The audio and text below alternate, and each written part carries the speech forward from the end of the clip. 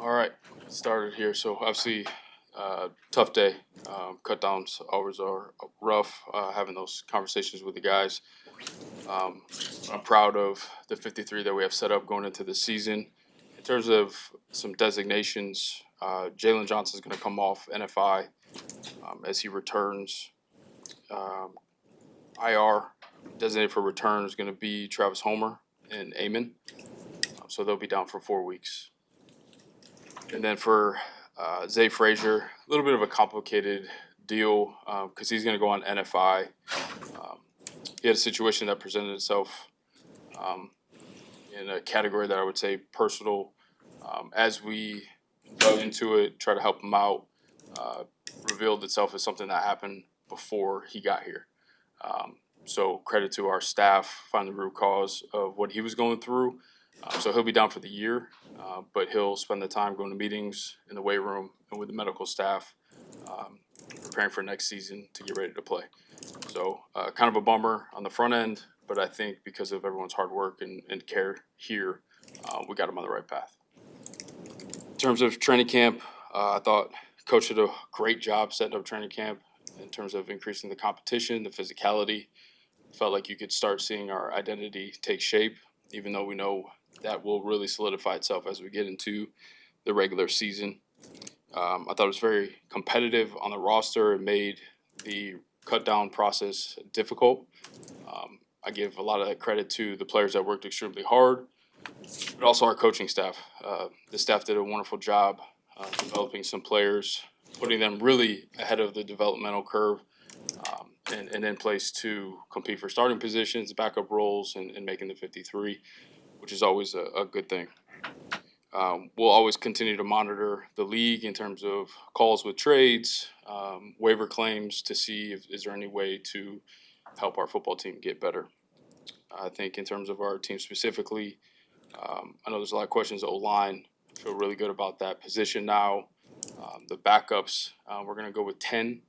That backup group has versatility, upside. Guys can plug in right now and play. And there's a couple guys that over the course of the year should continue to get better to help us in the future, this year or even down the road. So we're in a good shape there.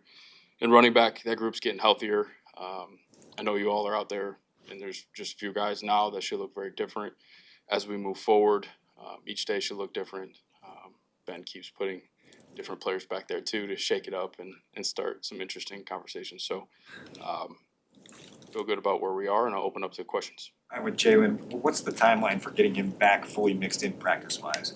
Yeah, we're taking that really day to day. When I was going out to practice, he was running and doing agility work. So I feel like he's getting better. When you're going from not playing and just training to football, there's all kinds of different things that kind of change timelines. So we're hopeful that he continues to get better. But we also have to be smart to make sure he's good long term as well.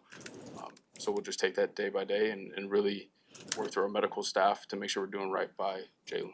Is there real optimism he can be ready week one? I know he's on the active roster, but that's realistic at this point? Yeah, we're pushing for it, but again, it's that fine line of making sure that we're smart with him. What's the concern about him having different, I mean, what he's been dealing with, the fact he hasn't been playing football, and he go out there Monday night. Yeah. He's just not callous or ready or whatever. Yeah, that's real, and that's what we're evaluating right now. We have a little bit of time before we get there to start the game week, so all of those things are part of the discussion. Ryan, What Ryan, is there- happened to him? What happened? Yeah, before he got here, he had a soft tissue injury. Obviously, for this long, is a little bit more significant. So it's just taking some time to get back and be his regular self. Ryan, you've been It's watching. really not. I know there's a lot of questions about it. It's really not that complicated. He had a pretty good soft tissue injury before he got here. As you've been watching practice for the last month or so, where have you seen confirmation of upgrades that you believed you had made? Yeah, I kind of mentioned the old line. That's the part where I really proud of our whole group for putting that thing together, and proud of the guys for working the way that they have. And even Dan Rochar and Kyle Devan, the time they put in with those guys, you could see that. I even think that KC game was pretty good in terms of how they held up. The pocket was pretty strong. So we've seen that in the run game. Really throughout training camp, you can see hip to hip, 4 numbers, getting movement. and that's going to be something we have to be good at to have success on offense this year. And I felt like you could see that throughout training camp and in the preseason games. Ryan, you said you're proud of the O-line. Would you have preferred the left tackle to have made himself undeniable during this competition, rather than, as Ben said today, like, we'll talk starters next week? I think that's really part of Ben's process, just talking next week. But he said the last couple of weeks that he was hoping somebody would make themselves For known, sure. and it hadn't really happened. For sure, and I think what part of that is you're dealing with some projections with Braxton coming back from injury, so you're like, all right, how close is he going to be to his normal self? You have some young players that are developing. You have a rookie moving over to different positions, so there's a lot of projection built into that.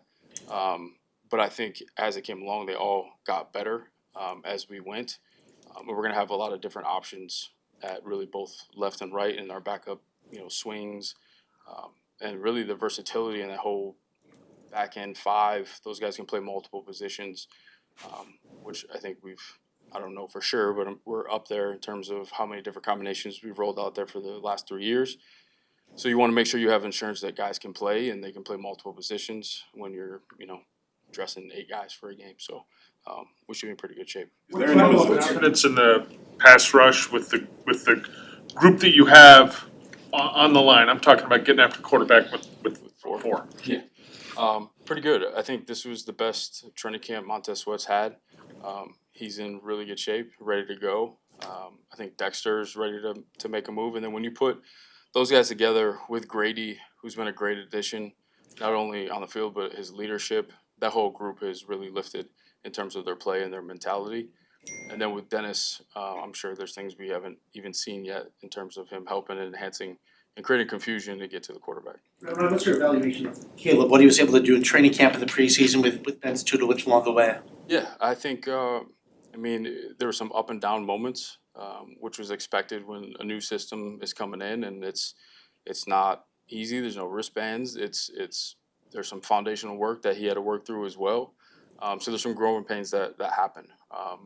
But I know when I put the whole timeline together, start from when he walked on campus from last year to this year, there's been a ton of growth there. And I know as we get into the game weeks and dial in, that speed of play and being efficient should increase as we go. But I know they loaded him up and they were really hard on him, which is going to be great for his development. And I know he'd rather go through that tough time in order to have success later. So I think we'll build off of this and it'll be good. Is there any spot position group that came into this process maybe having some questions about that actually turned out to be a little bit better than you thought? Like the O-line, you put a lot of resources in there. I'm sure you felt decent about that coming into it, but there's a spot where maybe you was like, I don't know, but it turned out a little bit better. Yeah, I would say receiver. We put a lot in the receiver room, but just the way Zacchaeus has played has been outstanding. Luther has taken huge steps, and he's just starting. Jade, and that's what I say when I think of Jade and I think of Theo's, like where they walked into where they are today. I mean, the discussion was developmental, and then they kind of put themselves a little bit ahead of that curve. So that receiver group, which made letting Tyler Scott go today difficult, but we have to stay true to competition and true to talent, not where guys are drafted. So I'm proud of that, proud of our group and the development for him. He earned it. I would say linebacker is the other one. Noah Sewell has made huge strides to come in and compete for that starting Sam position. Got himself in shape, got right. Choppy start in his career, which shows you like some of these guys, it's going to take a few years. This pro game is no joke, and you got to get yourself right to compete. Hippolyte's been flying around and is pressed to be one of the top guys in that room too. So that's another one that was ahead of what I thought it was going to be. Conversely, I gotta ask you the other way. Like, is there something that you came in feeling great about, and it's like maybe because of injury or whatever, now you like maybe it wasn't as solid as we thought? Yeah, I think really because of guys getting dinged up, the secondary really hasn't been healthy together since the spring. Kyler was out for a little bit, Jalen's out for a little bit, so it's kind of been a little bit of mix and match there. So it's going to be really nice when we get all those guys healthy and competing at the same level. So it's always felt a little uncomfortable in terms of the corner position, but there's been development there. Nashawn Wright coming in from Minnesota has done a good job, and he's gotten significantly better. McLeod's been a great surprise, coming in and competing, being an inside-outside special teams guy. So that's probably one position, but it just haven't had a feel because all of them have been there at the same time. Ryan, When you look at that- with Karan, I know when he was drafted, and he's been struggling to get up the depth chart at tackle, when he was drafted, you said that he could play some guard. Is that a move you guys might explore, moving him inside? Yeah, I'm not sure if you all were at the practice where we started that, but he started practicing that guard too. It actually looked pretty good. So we'll continue to work on his versatility. We know he can do some left and right, but playing inside is going to be big too. Do you envision Ozzy staying at right tackle now? Yeah, I'll leave that up to the coaches. I did like when he moved to the right. I thought he settled in, and it looked very natural. His hand usage, his feet.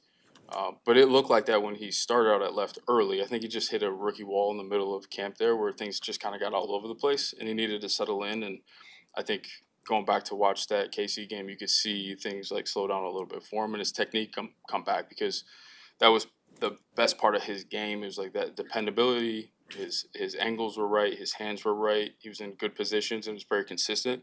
I think he just got out of whack a little bit midway through camp.